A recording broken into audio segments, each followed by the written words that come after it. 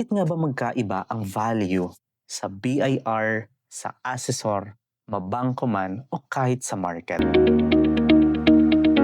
Bakit ang iisang lupa ay may iba't ibang value? Zonal value ang tawag natin pag ito ay nasa Bureau of Internal Revenue. Assessed value naman sa ating mga local assessor at appraised value sa bangko.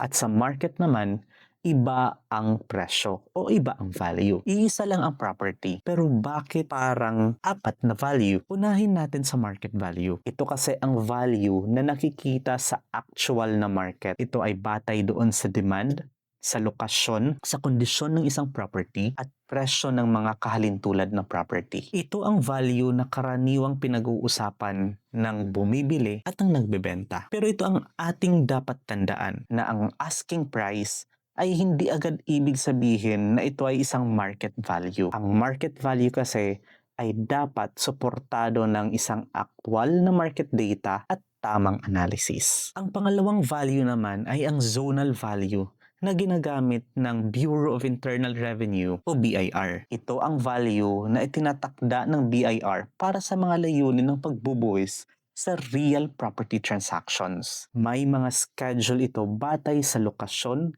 klasifikasyon at iba pang detalye ng ibang property. Assessed value ang ginagamit ng ating mga local assessor at ito ang ating pangatlong value. Ito ang value na ginagamit bilang isa sa mga batayan sa pagkalkula ng ating mga real property tax o RPT. Hindi ito basta ang presyo ng lupa.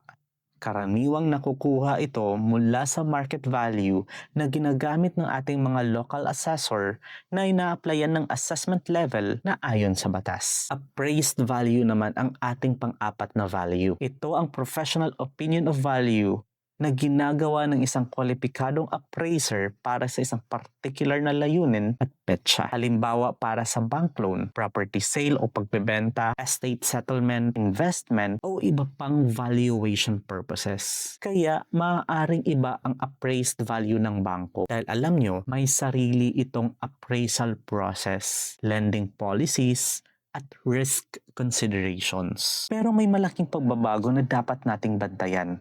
Ang Real Property Valuation and Assessment Reform Act. Layunin kasi ng batas na ito na magkaroon ng mas uniform, mas transparent at credible na property valuation system sa pamamagitan ng isang mas standardized na Schedule of Market Values o SMV. Sa madaling salita, ang direction ay mas iisang valuation reference para sa iba't ibang government purposes. Hindi yung sobrang magkakaiba ang value depende kung BIR, LGU o ibang government agency ang tinitingnan. Ang RP Bara ay gusto niyang ma-establish ang isang uniform and standardized evaluation system through the Schedule of Market Values. The reform is being implemented in phases, and the government has emphasized that it does not automatically mean an increase in real property taxes since assessment level and tax rates remains its important factors. Kaya ito ang ating dapat tandaan lagi. Hindi dahil iba ang value, mali na agad ang isa. Magkakaiba ang value dahil maaaring magkakaiba ang kanilang purpose, ang kanilang basihan, ang valuation date at ang gumagamit nito. At bago bumili, magbenta, magbayad ng buwis o kumuha ng loan, huwag lang magtanong ng magkano ang value ng property. Ang mas mahalagang tanong ay anong value, para saan at paano ito nakuha. Know the law, understand real estate, and make a better decisions. So this is the Real Estate Desk Kutlaw. Pag-usapan natin ang realidad para sa responsableng kinabukasan.